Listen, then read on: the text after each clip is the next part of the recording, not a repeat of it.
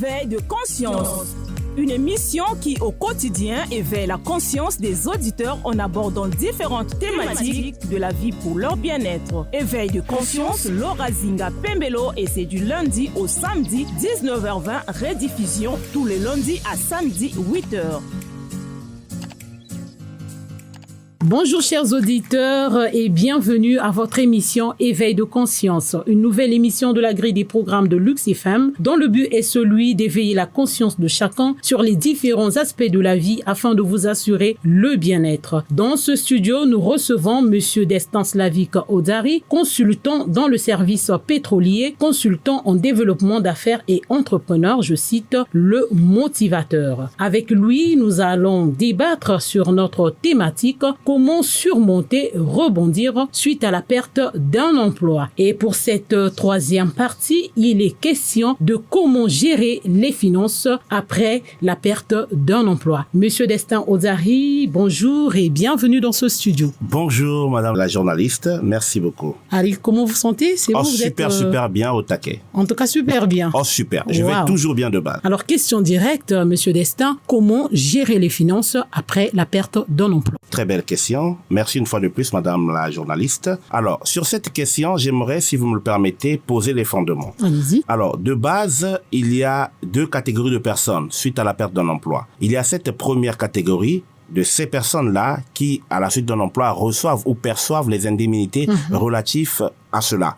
Et il y a aussi cette catégorie des personnes, malheureusement, qui, à la suite d'un emploi, ne reçoivent pas ou ne perçoivent pas leur dû ou ce qui leur revient de droit. Rien du tout. Voilà. De base, nous ne pouvons aucunement traiter ou parler de cette thématique sans pour autant différencier.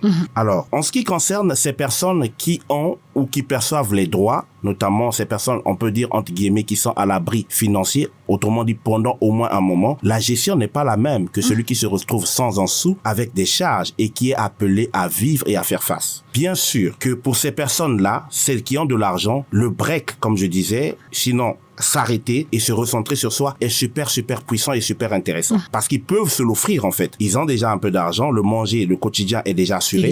Donc ils peuvent s'assurer de rester une semaine, 2 semaines, peut-être un peu plus. Ils peuvent facilement se réadapter. Très bien, c'est même ça, ils peuvent se réadapter, ils peuvent aussi prendre le temps de se former dans des domaines peut-être différents ou le même que leur secteur d'expertise et approfondir leurs connaissances parce qu'ils ont les moyens qui vont avec. Et moi, je conseille dans cette figure de cas, quand vous avez les moyens, de faire une certaine planification budgétaire. C'est-à-dire que vous essayez d'évaluer à une certaine hauteur quelques mois, 8 mois, 6 mois, une année au plus, le temps que vous puissiez trouver un nouvel emploi ou des nouvelles activités, les mettre en place, le pouvoir ou la capacité de gérer l'équilibre financier familial, j'allais dire. Mais il faut réajuster les choses en un mot. C'est ça, c'est très juste. C'est ça. Il faut réajuster les choses et ça, ils en ont le pouvoir parce qu'ils ont le pouvoir d'achat, autrement dit, ils ont l'argent. Mais pour cette catégorie des personnes qui se retrouvent sans le sou, ça devient plus compliqué. À ces personnes, je leur demande carrément de se surpasser. Et je sais, et j'aime bien le dire, je le sais conformément, bien sûr que je suis chrétien, conformément aux Écritures, c'est possible de subir ou de vivre des temps difficiles et de s'en sortir.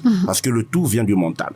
Et pour cette figure de cas, j'aimerais quand même appuyer quelque chose. J'aimerais quand même pointer quelque chose. Et si vous me permettez, bien, j'aimerais lire à travers la Bible, les Saintes Écritures. Allez-y. Dans le livre de 1 Pierre au chapitre 5, le verset 10.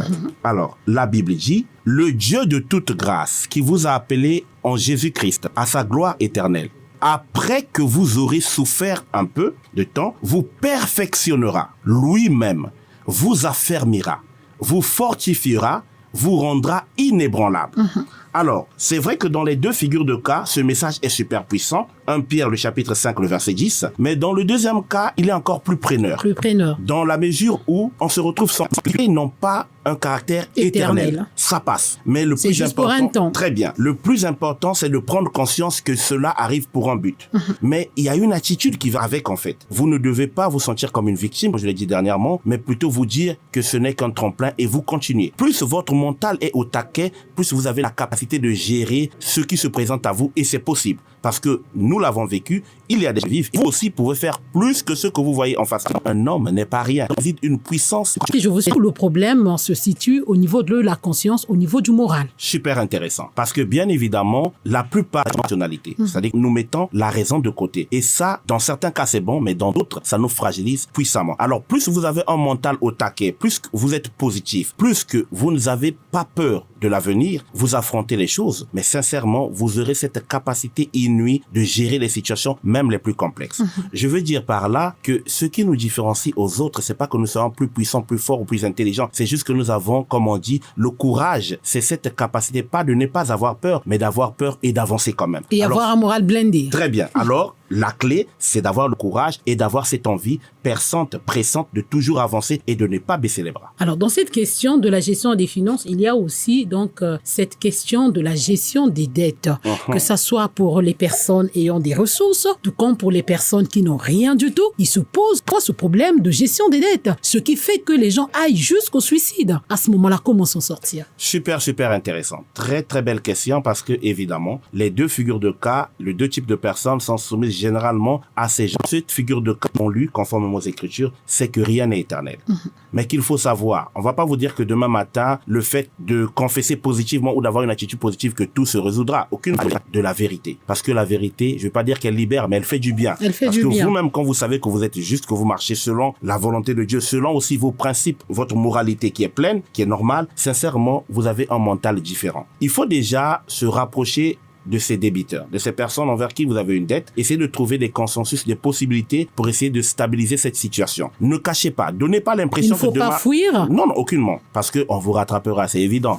Et la loi est là, elle veille à cela. Alors, ne donnez pas l'impression que demain sera meilleur quand vous savez que demain, jusqu'à une certaine limite, est légèrement incertaine. Alors, il faut être franc, il faut être vrai, et il faut déjà commencer parce que la gestion des dettes commence déjà par, comme je disais, le dialogue à la maison. Parce que bien évidemment, il faut aussi noter qu'il y a certains couples où le mari contracte des dettes, où l'épouse contracte des dettes, mais l'autre conjoint ou l'épouse ne sait pas. Tout à fait. Et des fois, ça leur tombe. Bon, imaginez-vous que dans cette figure de cas, que la dette contractée par le conjoint ou la conjointe tombe au moment où vous n'avez que peu d'argent pour survivre. Quelle est la priorité? Vous n'avez rien. Très bien, ça devient très très différent et très très difficile. Alors, ce qui compte, c'est déjà de se stabiliser, de se dire que c'est une épreuve, ça va passer, d'être vrai et franc et de se mettre au travail à l'instant T.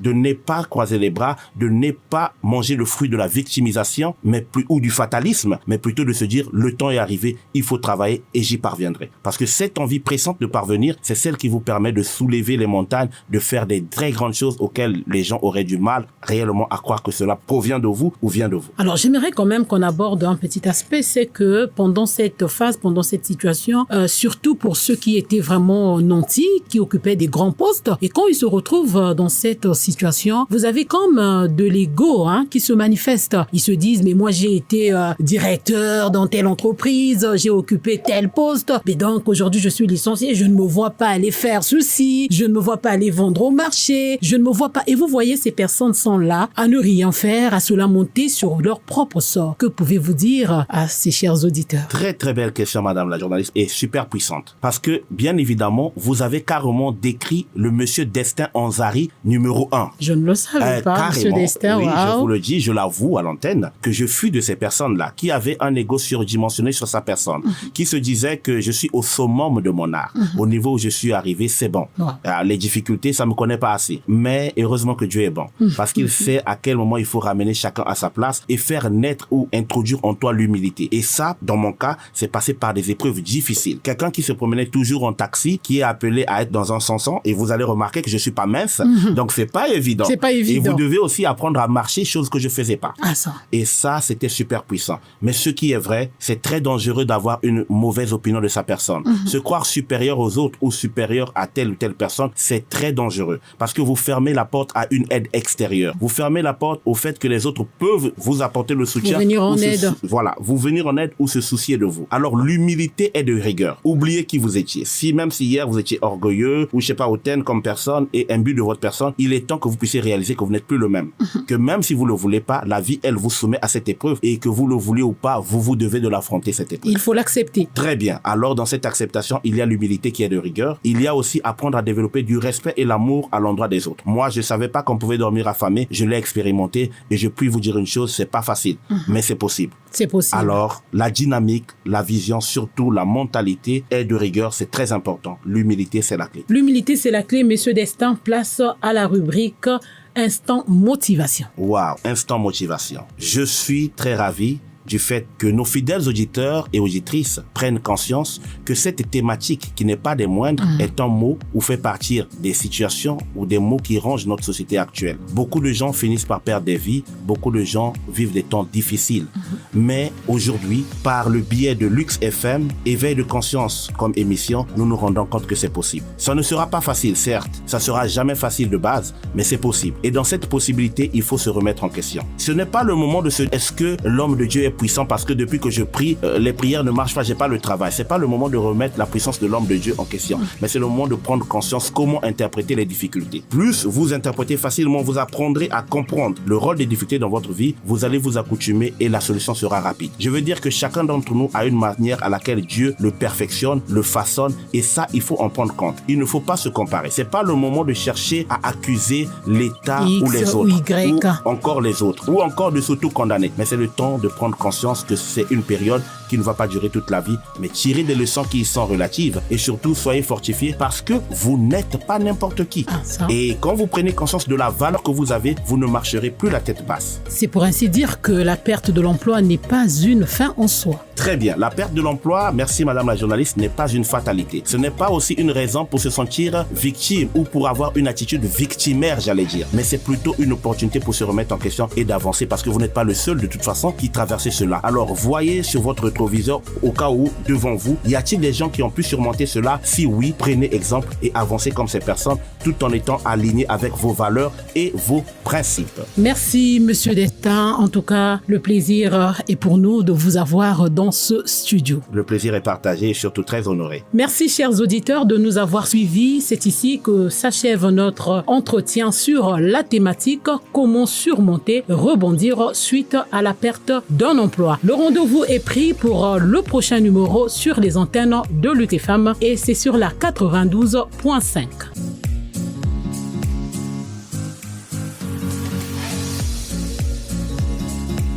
Éveil de conscience.